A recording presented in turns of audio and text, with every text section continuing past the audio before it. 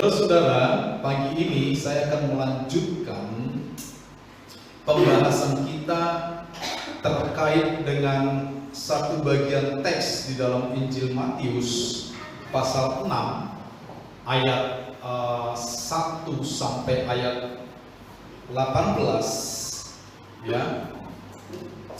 Kita sudah membahas teks ini 4 kali ya. Kita sudah membahas terkait dengan hal memberi sedekah, terkait berdoa, lalu 2 kali terkait bagaimana Tuhan memberikan model berdoa, model yang ia hidupi sendiri setiap hari, supaya muridnya, bahkan kita hari ini orang-orang percaya, dapat memahami bagaimana berdoa dengan cara yang benar, saudara. Nah, pagi hari ini saya mau lanjutkan ke sesi kelima ya, dari bagian ini, masih terkait dengan model doa yang diajarkan oleh Tuhan Yesus. Ya, langsung saja kita akan baca bagian ini, yaitu pasal 6 ayat 9 sampai 15. Ya, dikatakan seperti ini, saudara. Karena itu berdoalah demikian: Bapa kami yang di sorga, dikuduskanlah namamu. Datanglah kerajaanmu, jadilah kehendakmu di bumi seperti di sorga. Berikanlah kami pada hari ini makanan kami yang secukupnya, dan ampunilah kami dari kesalahan kami, seperti kami juga mengampuni orang yang bersalah kepada kami. Dan janganlah membawa kami ke dalam pencobaan, tetapi lepaskanlah kami daripada yang jahat. Karena Engkaulah yang punya kerajaan dan kuasa dan kemuliaan sampai selama-lamanya. Amin. Karena jikalau kamu mengampuni kesalahan orang, Bapamu yang di sorga akan mengampuni kamu juga. Tetapi jikalau kamu tidak mengampuni orang, Bapamu juga tidak akan mengampuni kesalahanmu. Nah, jemaat Tuhan ya, bagian ini menjadi sangat penting ya, di dalam pengetahuan kita terkait dengan doa yang diajarkan oleh Tuhan. Kenapa? Karena setelah kita membahas bagian pertama, bagaimana Yesus mengajarkan ketika kita berdoa, kita harus berelasi dengan Allah, intim dengan Allah ya, mengakui Dia sebagai Bapa, tetapi di sisi yang lain kita juga hormat kepada Allah. Lalu setelah itu kita diajarkan bagaimana kita meminta agar kerajaan Allah yang terjadi, ya, kehendak Allah yang terjadi, bukan kehendak kita. Setelah itu pada bagian penggalan kedua dari doa yang diajarkan oleh Yesus ini, ya, Yesus mencoba merelasikan doa itu dengan kebutuhan atau kehidupan orang percaya itu sendiri. Ya. Sekali lagi, tentu saja ini bukan satu doa yang dimaksudkan untuk diulang-ulang, karena kalau demikian kita akan jatuh ke dalam bahaya doa yang bertele-tele, yang tidak lagi memiliki makna. Tetapi sekali lagi Yesus sedang mengajarkan bagian ini supaya kita dapat menangkap sasaran apa yang sedang dituju oleh Yesus, lalu kita bisa mempraktekkan doa itu pada masa kini, bukan lagi sebagai doa yang diulang, tetapi kita memahami di dalam doa apa sasaran-sasaran yang harus kita capai, saudara-saudara. Ya, baik. Ya, jadi kita akan membahas mulai ayat 11 sampai ayat 15. Ya. Oke. Nah, saudara-saudara, bagian ini ayat 11 sampai ayat 15, ya, bagian ini menyediakan kemungkinan bagi kita orang-orang percaya untuk kita bisa berdoa terkait dengan kebutuhan kita sebagai manusia. Saudara, ini kalimat yang penting. Saudara harap tangkap kalimat ini. Bagian ini, pasal ayat 11 sampai ayat 15, diberikan oleh Yesus secara khusus untuk menyediakan kemungkinan setiap orang percaya bisa berdoa terkait dengan kebutuhan kita sebagai manusia. Ya. Jadi apa yang nanti kita bahas di sini ada 3 pokok doa besar. Ya, ini semua terkait dengan kebutuhan kita. Ingat kata kunci ini apa? Kebutuhan. Kebutuhan itu biasanya kalau nggak terpenuhi bisa sakit kita, betul nggak? Kita mengenal dulu waktu SD belajar tentang 3 tingkat kebutuhan. Kebutuhan primer. Primer itu makanan, ya, tempat tinggal dan pakaian. Sekunder itu biasanya aksesoris, ya, atau yang tidak begitu penting. Lalu kebutuhan tertier, kebutuhan untuk kemewahan, gaya-gayaan, ya. Nah, kalau kebutuhan primer tidak tercukupi, maka kita bisa sakit, bisa mengalami keganjilan dalam hidup kita. Nah, apa yang disodorkan oleh Yesus ini itu termasuk kebutuhan primer, ya. Jadi kalau kita tidak cukup kebutuhan kita nanti terkait dengan apa yang mau kita sampaikan ini, kita bisa sakit. Perhatikan, bisa sakit. Jadi saudara nanti tinggal menilai apakah saya sedang sakit atau tidak. Ya, dan jujur di hadapan Allah. Setelah saudara merasa bahwa saudara sakit, nggak usah ngomong ke saya. Minta ampun sama Tuhan. Ada 3 macam kebutuhan yang didaftarkan di sini. Di ayat 11 itu terkait dengan kebutuhan sehari-hari. Berikanlah kami makanan yang secukupnya. Itu bukan berarti kita nggak boleh berdoa buat baju dan celana. Ya, ini hanya mewakili kebutuhan sehari-hari. Itu sebabnya dari awal saya bilang ini bukan doa yang baku, yang ya ini aja kita doakan. Kalau gitu nanti kita nggak berdoa buat celana, betul nggak? Cuma makanan. Tapi makanan ini mewakili kebutuhan sehari-hari. Lalu di ayat 12, 14 dan 15 ini terkait dengan kebutuhan. Perhatikan kata kuncinya apa? Kebutuhan akan pengampunan dosa. Di kebutuhan. Jadi pengampunan itu kebutuhan. Mengampuni itu kebutuhan. Kalau pengampunan, Tuhan pasti sudah mengampuni kita, betul nggak? Mendapatkan pengampunan. Pertanyaan besarnya nanti, apakah saya sudah mengampuni orang lain? Gitu. Ya, karena itu kebutuhan seharusnya sudah. Lalu ayat 13 itu terkait dengan kebutuhan akan keterlepasan dari yang jahat. Jadi ini 3 kebutuhan primer yang Yesus ajarkan supaya kita doakan. Kita doakan. Dan ini gak main-main, saudara. Salah satu dari ini saudara gak dapatkan, pasti kita semua hidupnya miring.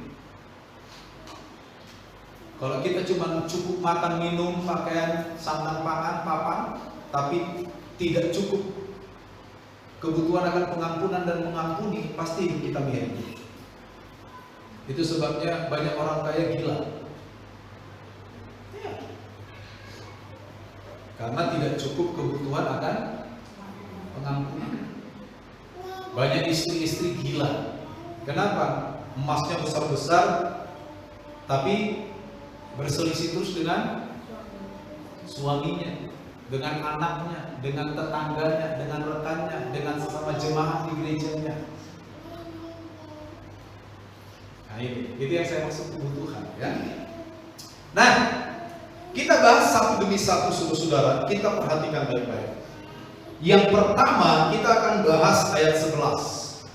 Di sini Yesus sedang mengajarkan para pendengarnya, kalau kamu berdoa, kamu boleh berdoa terkait dengan kebutuhan. Makanya minggu depan, kalau ini selesai pagi ini, kita akan lompati dulu. Kita tidak membahas hal berpuasa dulu, tapi lompat dulu ke pasal 7.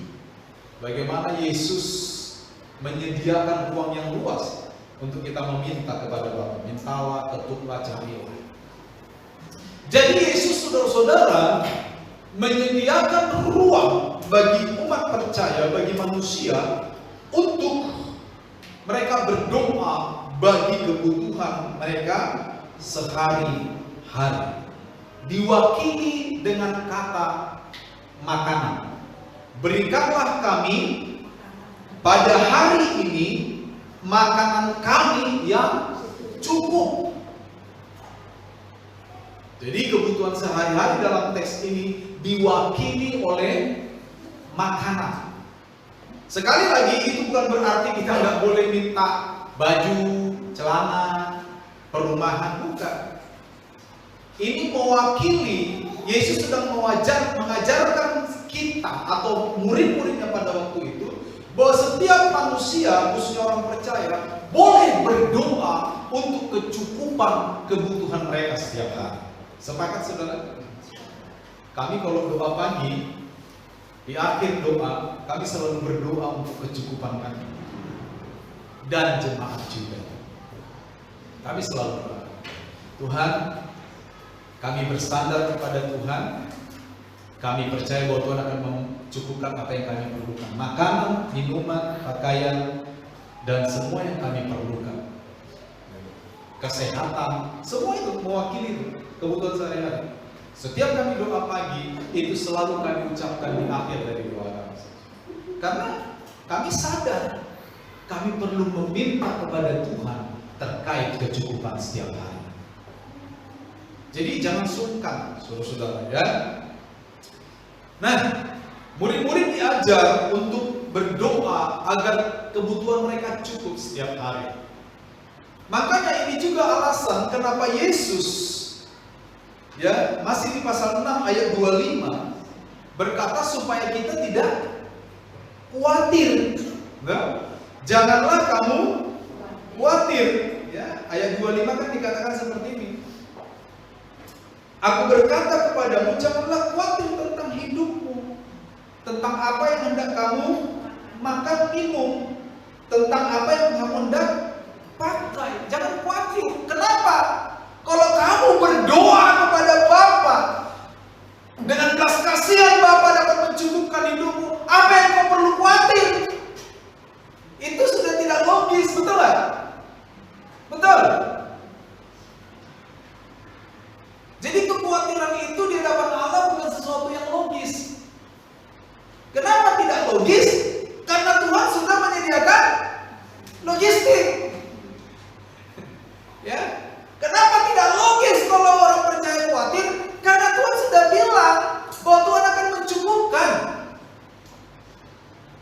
Kalau kita terus khawatir, kita seperti anak kecil yang minta permen, permen belum datang, kita terus merengek, betul nggak? Padahal permen sedang on the way.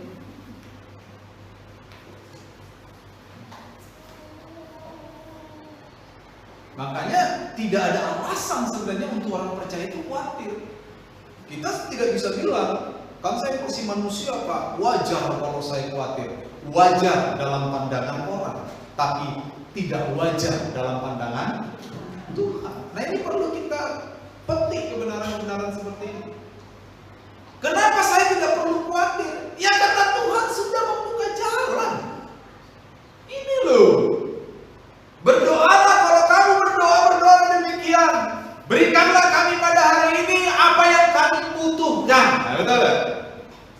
Kepada siapa kita disuruh berdoa ini? Pada Tuhan. Kalau kepada Tuhan, saudara percaya nggak bahwa Tuhan tidak pernah salah? Kenapa khawatir? Itu sebabnya di hadapan Tuhan, kekhawatiran adalah sesuatu yang tidak logis. Cak Lontong bilang apa? Gak ada fans Cak Lontong di sini. Mikir. Itu Cak Lontong. Mikir kata Cak Lontong.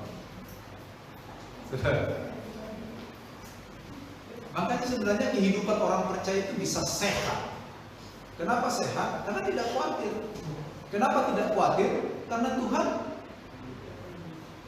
menyertai dengan memberikan kebutuhan. Beberapa waktu lalu kita sudah korban dari Bilangan pasal 6. Masih ingat tuh? Ayat 24, 25, 26, 27. Itu judulnya apa? Tuhan begitu peduli terkait dengan pemeliharaan orang percaya. Kalau masih ingat. Kalau masih ingat. Ya. Bahkan di Matius 6, masih di Matius 6, firman Tuhan berkata, bukan hanya tidak khawatir, tapi tidak khawatir untuk hari esok. Ya. Para murid dan orang percaya diajar untuk percaya kepada Allah tentang kebutuhan hidupnya. Tapi ini saya tambahin keterangannya. Ini tidak sedang berarti bahwa orang percaya boleh malas-malasan, bukan. Untuk pemenuhan kebutuhan itu memang urusan Tuhan. Tetapi di dalam Tuhan mengurus kebutuhan kita, Tuhan ingin kita terlibat dengan sangat baik. Contoh, Tuhan memberikan kita tenaga untuk bekerja. Tuhan memberikan kita hikmat untuk bekerja. Makanya kitab Amsal menegur orang malas. Hai pemalas. Wih, semua lihat saya, berarti pemalas semua nih. Hai pemalas, pergilah kepada semut. Perhatikanlah lakunya, apa yang dilakukan. Jadilah bijak. Jumat malam saya sama Oma bicara tentang hal bijak. Ya Oma ya. Sederhana itu hal bijak. Suara kambing bagaimana? Saudara bijak. Ya, karena pengetahuan kita aplikasikan, itu orang bijak. Betul? Makanya di Matius 7, orang yang tidak bijak disebut orang bodoh. Ya, moros. Itu adalah orang yang punya pengetahuan tapi tidak melakukan. Bodoh dia. Bodoh bukan berarti dia nggak tahu 2 tambah 2 sama dengan 4. Bukan. Dia cerdas tapi tidak malas.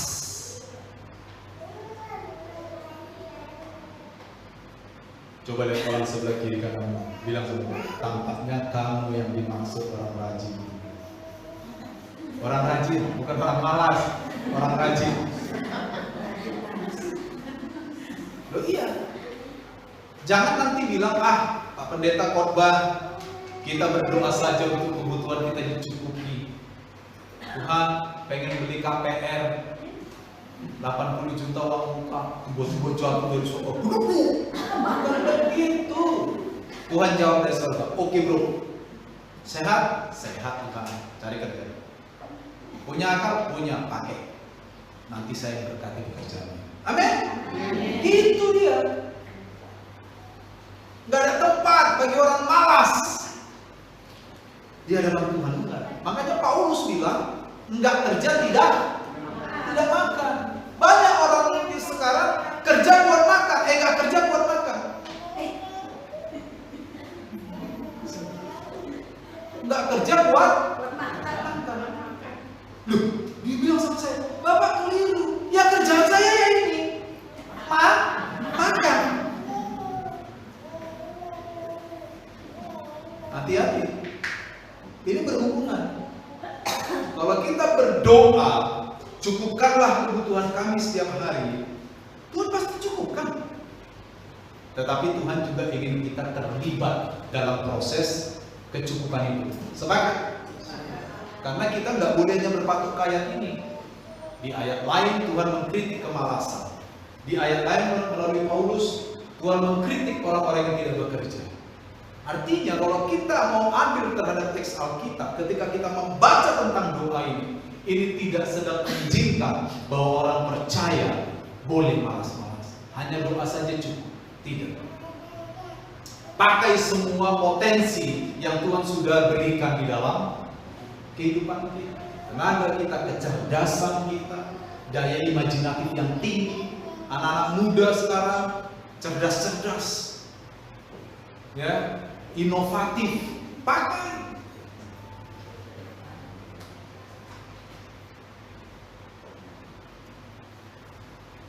Amin. Itu dia. Cukupkan kami Tuhan setiap hari. Jadi Tuhan memberikan kepada kita ruang yang luas untuk kita boleh relasi dengan Tuhan terkait dengan kecukupan kita.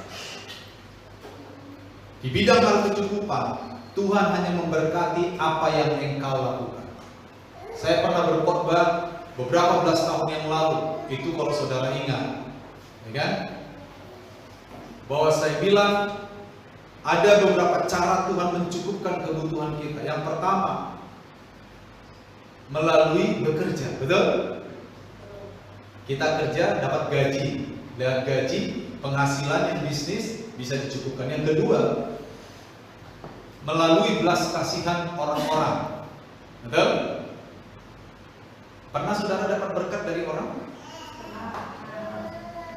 Saudara pernah kan? Saya sering. Yang ketiga, melalui doa. Melalui doa. Siapa yang dicukupkan melalui doa? Ya mereka yang tidak bisa bekerja, yang tidak bisa melakukan hal lain.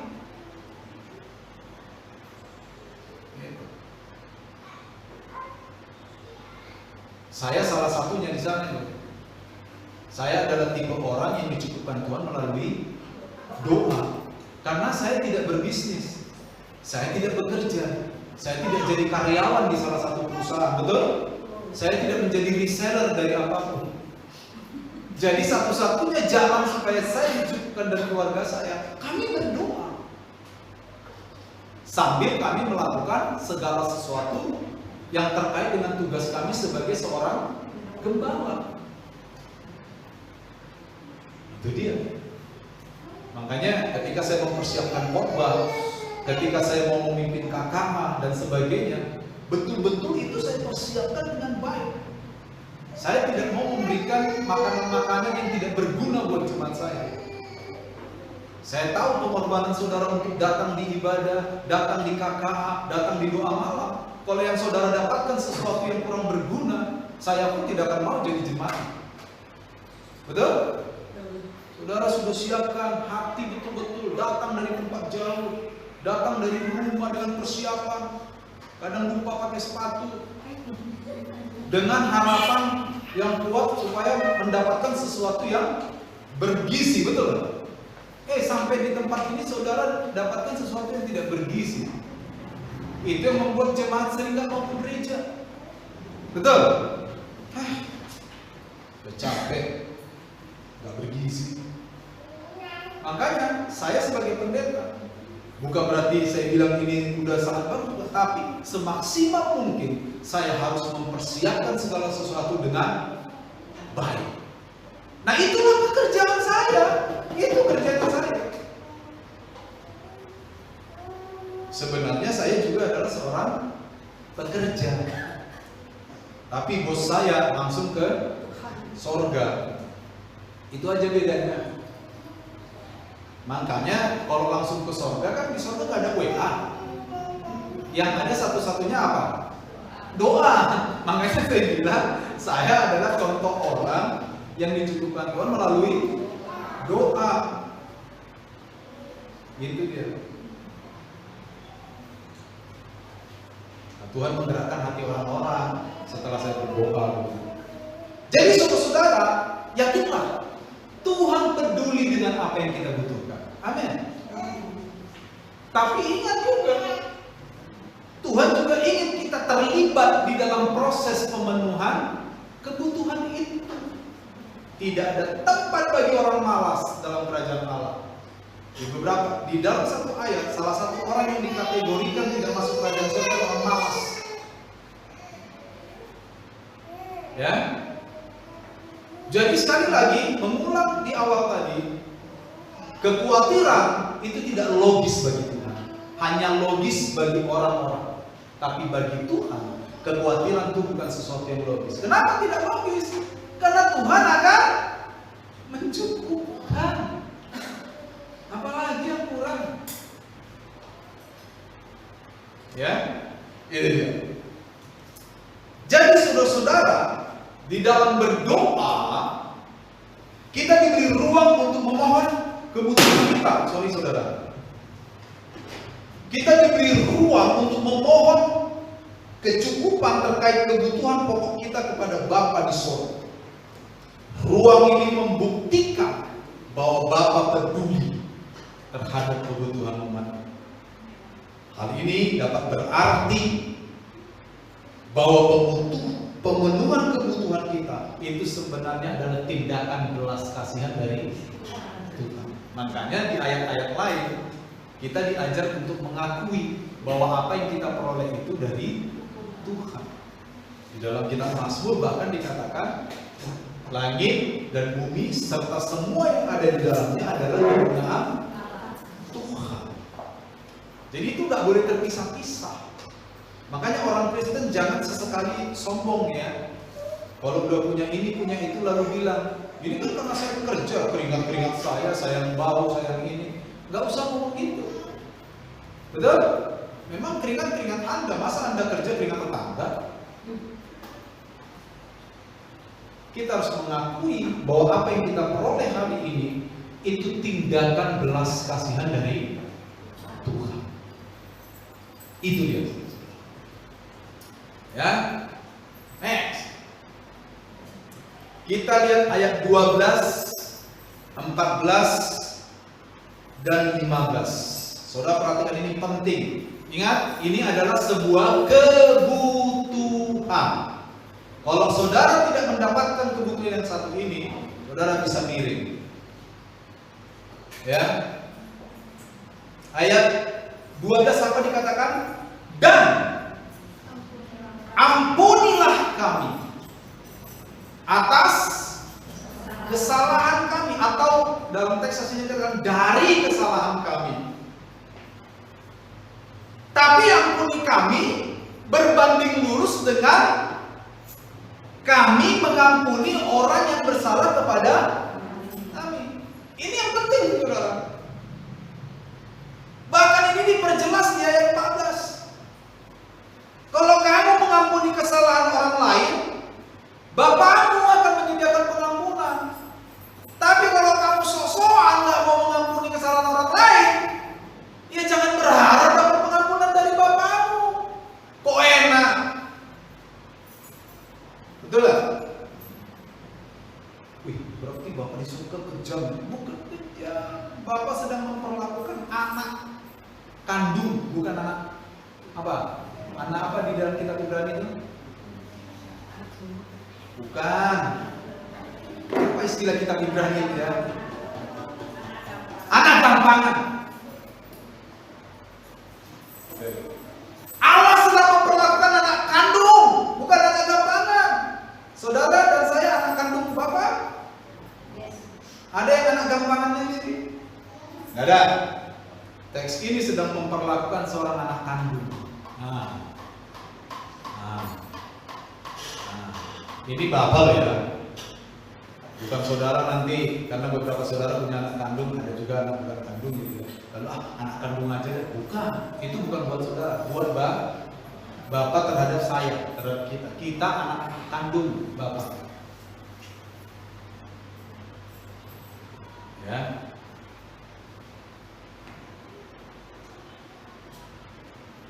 Saya mau tanya saudara.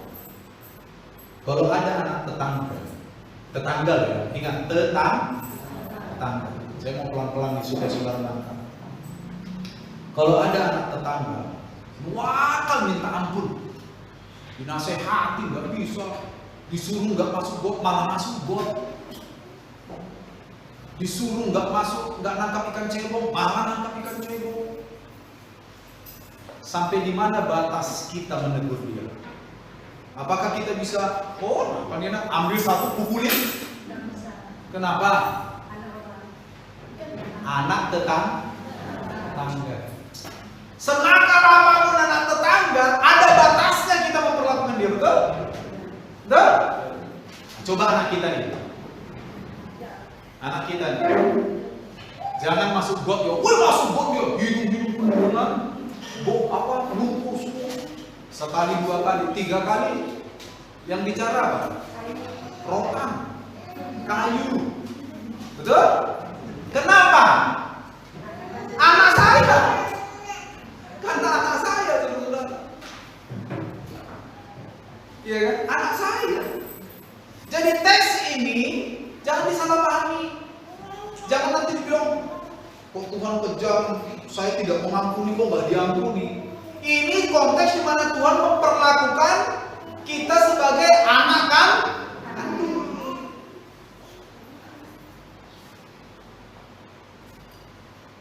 Coba bayangkan, siapa yang punya anak lebih dari 1 di sini? Kade, Pak Gagu, Pak Dilis, Pak Arnold. Siapa lagi? Pak Yesir Ananda rencananya. Rencananya. Anaknya 2 atau 3 misalnya. Ya kan? Si abang atau si nomor 2 diajar baik untuk ini sama adiknya. Dikasih, ini dibagi roti. Si yang nomor 1 dipercaya untuk bagi rata. Si nomor 1 licik. Roti ada 6, dia makan 4. Nomor 2, nomor 3 dikasih satu-satu. Begitu terus. Saudara cubit nggak pahanya? Udah dicubit, begitu terus. Masih saudara percaya nggak dia bagi roti? Kenapa? Saudara kejam dong. Kejam sekali bu ini. Masa anak nggak dipercaya? Mengerti maksud saya? Nah di sini ini jelas saudara, ya. Kita kembali dulu ke 12-nya ya, nanti biar panjang dia 14-nya.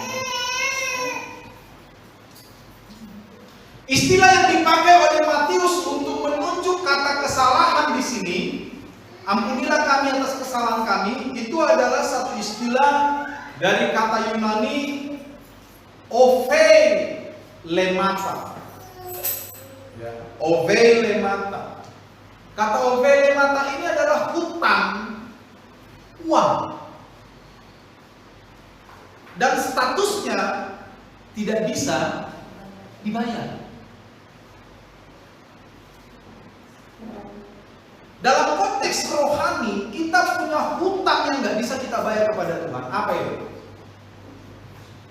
Dosa, kesalahan, nggak bisa kita bayar itu.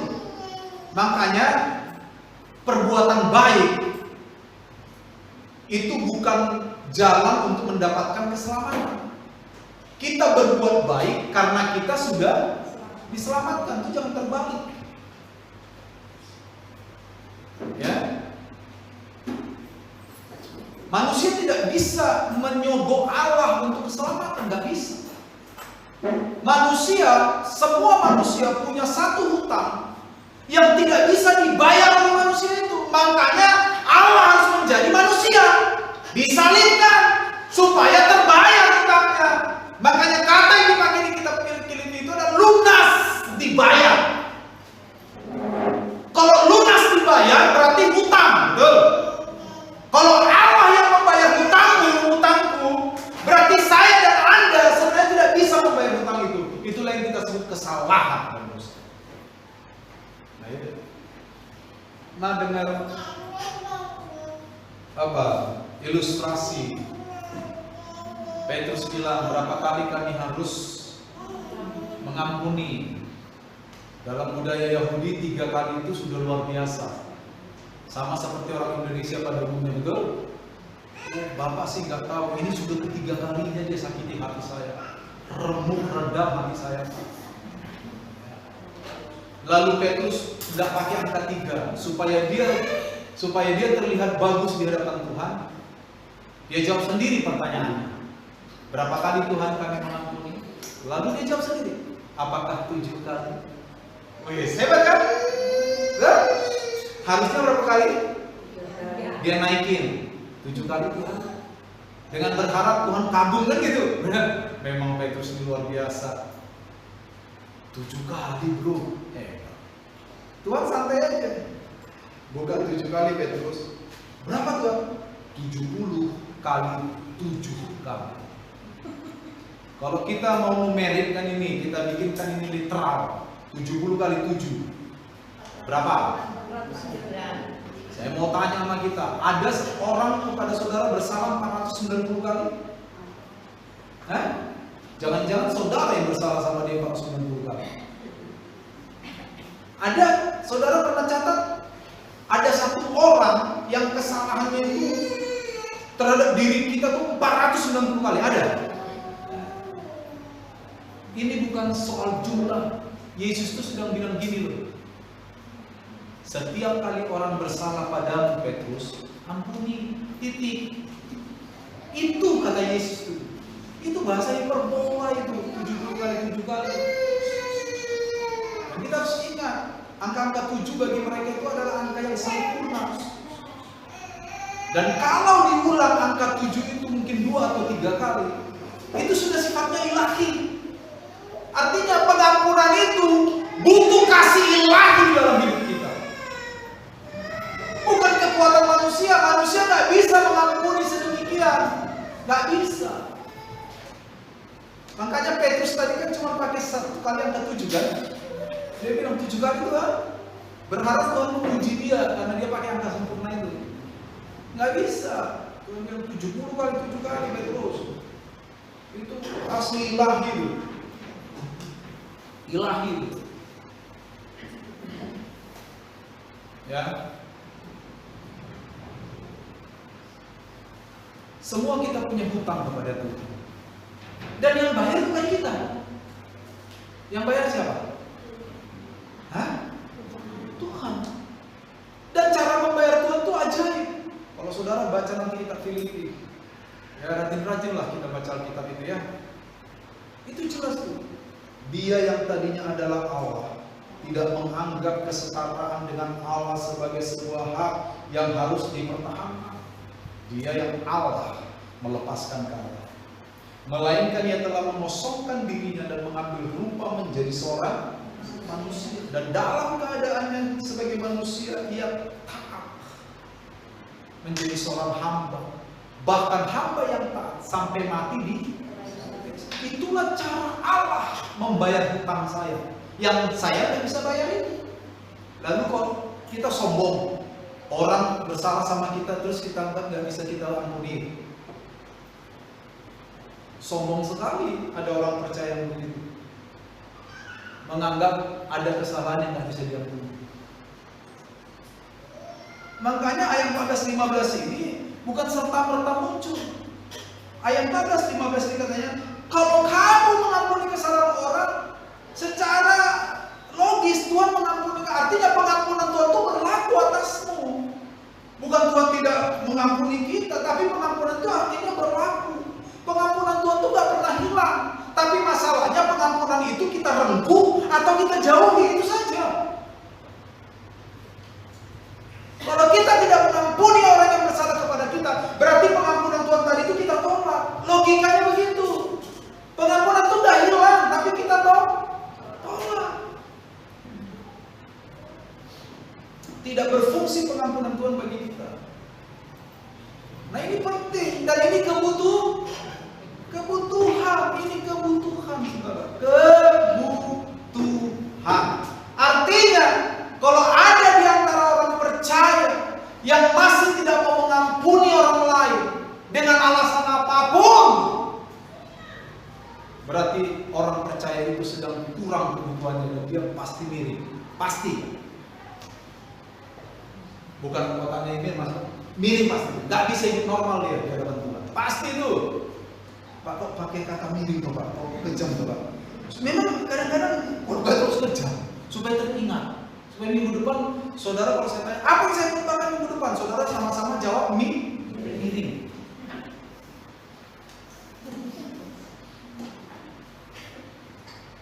Itu dari kata mirip itu saudara ingat, oh iya korbannya ini, betul lah? Lo serius saudara? Ingat ini kebutuhan. Jangan kira kebutuhan kita hanya makan, minum, kopi, ya, dan sebagainya. Ini kebutuhan. Dan kebutuhan ini sifatnya kekal. Kekal. Kita nggak makan mati paling tubuh jasmani, betul ya? Nah, kalau kebutuhan ini kita lalaikan, mati masuk neraka kita. Nggak main-main ini.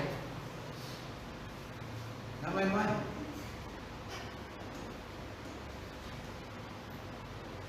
Ya. Ingat, ini istilah penting. Obele mata. Hutang, dan saya tidak bisa bayar hutang. Karena saya nggak bisa bayar hutang, Tuhan yang bayar. Betul? Lalu Tuhan yang sudah bayar hutang saya. Waktu ada orang berhutang salah kepada saya, Tuhan itu sedang menunggu saya gini. Apa tindakan anak saya ya? Lalu saya bilang, kamu bikin salah udah 3,5 kali. Gak diampuni. Terus Tuhan bilang, betul? Ini kan sama. Setelah Petrus bertanya tentang berapa kali mengampuni, Tuhan memberikan semacam perumpamaan. Ada seorang yang berhutang kepada seorang raja 50.000 talenta. Itu pernah saya hitung, walaupun dia hidup 300 tahun gak makan gak minum, gajian tiap hari, itu baru lunas 300 tahun lebih. Ada orang yang bisa hidup 300 gak makan gak minum. Artinya, kenapa Yesus memberikan perumpamaan yang hiperbolik? Yesus sedang ingin menggambarkan hutang orang ini gak mungkin terbayar. Gak mungkin. Lalu raja bilang, maju kau. Hutang kau banyak kali. Bayar. Tuanku gak bisa bayar. Udahlah, mau diapa-apain terserah lah Tuhan, gak bisa bayar. Kalau zaman sekarang tuh ada orang, kantor polisi bawa deh sudah. Gak bisa bayar saya. Gak bisa bayar. Lalu Tuhan ini jatuh belas diampuni. Wah senang dong. Ibaratnya kalau saya punya hutang sekarang itu 1 triliun. Dari mana saya bayar itu? Betul. Begitu saya diampuni, oke pasang hutang 1 triliun. Belum. Itu senangnya bukan main, betul gak? Bebas. Wah senang, haleluya, aku mau nyanyi tentang dia, haleluya. Ketemu di jalan, si baru hutangnya 1 juta. 1 juta. Baru sih dikasih. Bayar utang. Ampun Pak Sam, 1 juta saya belum bisa bayar. Banyak ngomong kok, pupa. Ambar aja lewat. Betul kan? Kan perubahan kayak gitu kan? Tadi barusan dia hutangnya dilunasin 1 triliun. Ini cuma 1 juta dipukulin, ngadu dia ke raja. Raja, si Sam tadi itu bukan Samuel, Samsudin.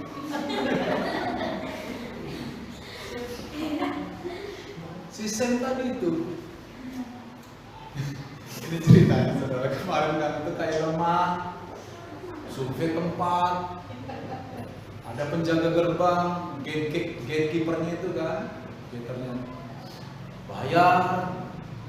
Siapapun namanya, Sam, sama kita Sam. Samuel juga ya? Enggak Pak, Samsudin. Masih muda dia, Samsudin. Itu kalau apa nama Indonesia digabung dengan nama Alkitab ya Samsudin. Kalau Udin yang di awal namanya Awaludin.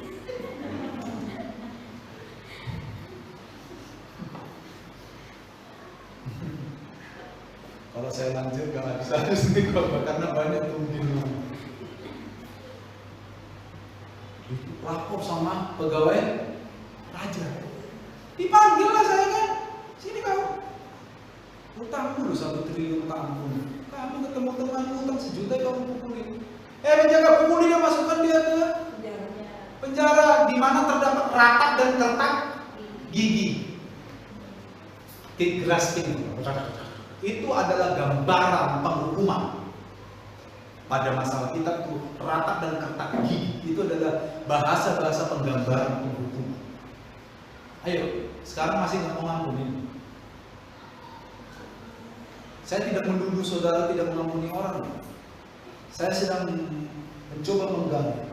Kalau ada di antara kita yang merasa diri kita terlalu benar lalu tidak mengampuni orang bersalah, siap-siap dipanggil Tuhan dan dimasukkan ke penjara yang dimana api dan ratap dan kertak. Ada yang mau? Kalau kita tidak mau penuhi kebutuhan ini, kita sudah diampuni. Ada satu kebutuhan lagi, itu kebutuhan. Sekarang mulai pikirkan, siapa di luar sana yang belum saya ampuni? Siapa tetangga saya yang masih saya sakit hati, tidak mau sampai sekarang opsapa? Ya kan anak-anak kecil kan opsapa itu. Saya masih ingat dulu Airi masih kecil suka opsapa dengan Putri.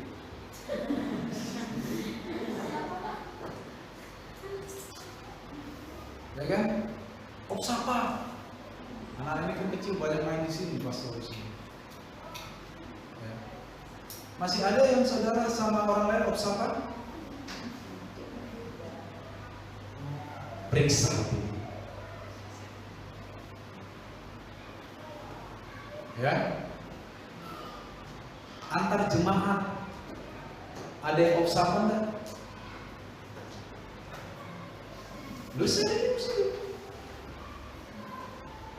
Dulu pernah ada jemaat di sini opsapa, dua-dua keluar. Saya doakan Tuhan kalau mereka nggak mau berubah tendang dari sini Tuhan.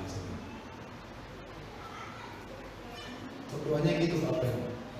Saudara anak, bukan anak bukan anak gampang. Anak kandung diperlakukan memang kadang-kadang gitu. Di kitab Ibrani itu dikatakan, di mana ayah tidak menghajar anaknya. Jadi jangan bilang, saya ada orang Kristen salah merasa anak raja manja, betul gak? Saya anak raja di atas segala raja. Justru karena you anak raja, perlakukanlah ayahmu sebagai raja. Jadilah anak raja yang betul-betul anak raja, betul gak? Yang dihormati, betul?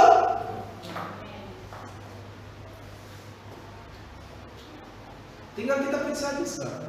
Ada nggak tetangga kita yang kita bersama, atau yang kita masih simpan sakit hati? Berapa lama ibu sakit hati sama dia? Nggak lama sih Pak, baru 27 tahun. Selama 27 tahun ibu simpan sampah di hati itu. Coba cek hati jadi apa? Jangan-jangan udah busuk tuh. Udah sampah 27 tahun. Betul?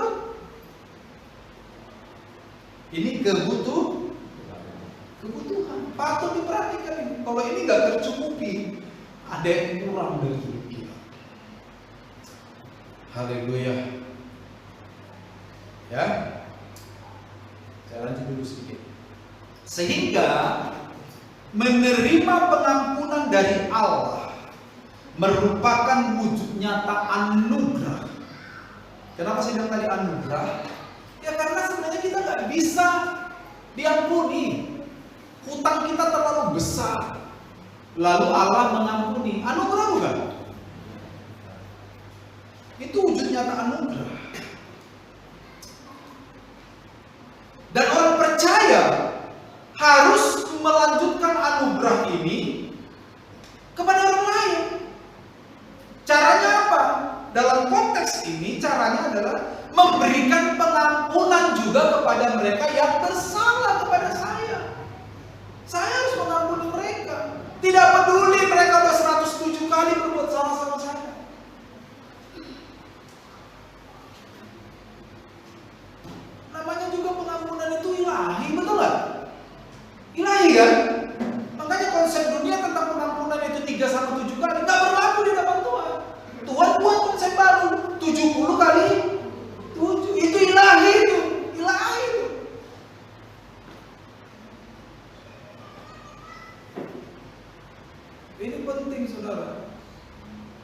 Saudara boleh cukup makan minum setiap hari, sayur bergizi, ikan cukup, daging oke. Kalau saudara tidak mengampuni, saudara sakit secara rohani.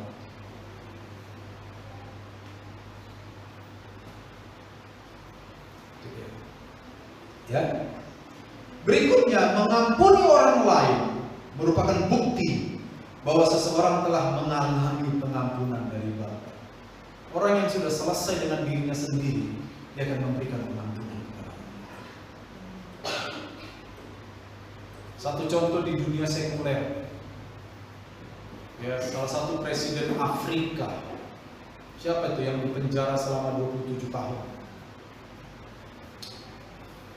Saya lupa ya. Waktu di penjara ada satu sipir yang selalu meludahi dia, menyiksa dia, menendang dia. Begitu dia keluar dari penjara setelah 27 tahun sebagai tahanan politik di Afrika, dan dia terpilih jadi presiden, orang pertama yang dia panggil, orang yang tadi suka meludahi dia, gemetar. Maaf saya, kan gitu kan? Habis saya ternyata dia jadi presiden. Waktu di penjara sering saya ludahi mukanya. Sengaja dia lagi meludahi itu pagi-pagi sebelum sikat gigi. Dipanggil ke istana orang tadi.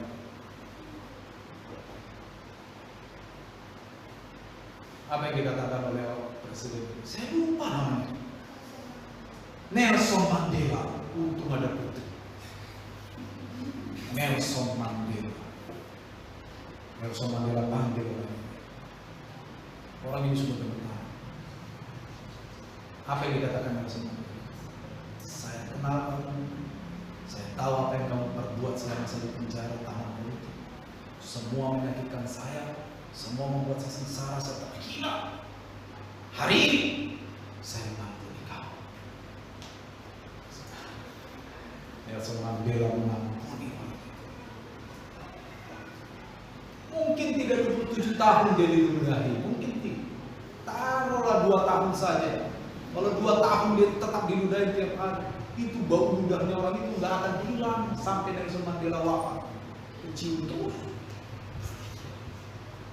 Betul? Tapi dia mengampuni. Ilahi pengampunan. Ya, amin. Apa tak berhenti sekarang udah 9:30 ini?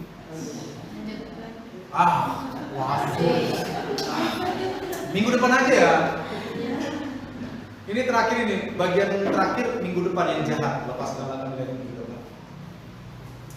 Jadi saudara-saudara, di dalam berdoa kita diberikan ruang untuk memohon pengampunan dosa kepada Bapa, dan kita pasti peroleh pengampunan itu pasti itu.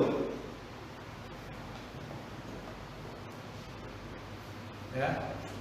Dan ruang ini merupakan alat bukti nyata Tuhan mengasihi umat. Tetapi setelah kita mendapatkan pengampunan yang merupakan inisiatif atau anugerah Allah, kita didorong untuk juga memberikan pengampunan kepada siapapun. Ingat, siapapun